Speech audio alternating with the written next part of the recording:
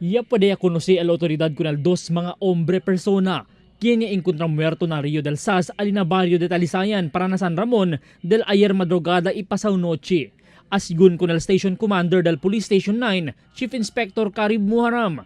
Personalmente, miembros del mga familia el quien ya puede conocer con el mga biktima. El víctima ya puede encontrar envolvido de plástico el cabeza. Ya puede conocer como el 16 año bata, nombrado como si Alexander Taruk.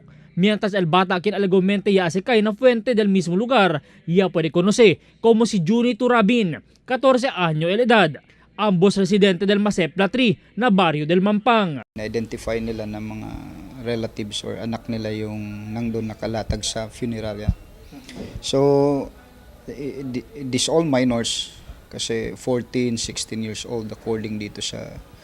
So, when we yung sa profiling, yung sa background ng mga bata, itong mga bata is dispatcher accordingly dun sa may life. Asigun pa kun Muharam, chinekyan niya pwede mira kaya buta lang kun el cadaver na lugar kaya uno parte del dila investigasyon para pwede konose con el mga etsur. Klaro asigun kay biktima del summary execution o salvage victims estos mga biktima kaya no pwede pa sila insinya si quien el yakumete con este. We are facing blank wall, no?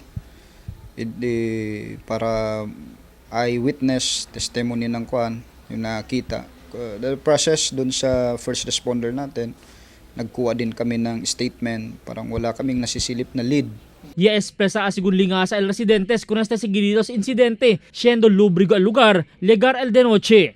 Pero no hay asigun debe cosa para manlinga sa vivientes, siendo el pone sila personajes para manronda na lugar. Ya precura visita el news team con el lugar, donde asigun taman dispatcher el mga biktima del mas temprano, ali parte na kalya Zaragoza na pueblo.